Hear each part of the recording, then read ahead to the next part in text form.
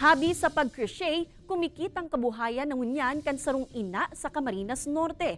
Sa iyang crochet flowers, pwedeng ipanregalo, urog na sa paparaning aldaw ni mga puso. Uyan istorya ni Rosie Nieva. Haros tuwang simana na sana, aldaw ni mga puso na. Kadalasan, mga burak, tsokolate, asin stuffed toys ang panregalo sa mga padangat sa buhay. Alagad mo niya na taon, ibahon tadaan style kan sa indong mga panregalo.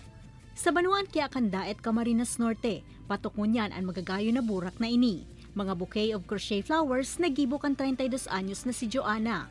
Sa presyong 150 pesos hasta 700 pesos, pwede ka nang makabakal ng crochet flowers na long-lasting pa daw kung ikukumparar sa mga preskong burak na nag-aabot sana sa pirang aldaw ang buhay. Ang crochet is matagal ang niya span. Kumbaga is matagal yung buhay niya. Kasi pwede mo siyang i-keep. Then pwede din siyang maging design sa bahay mo.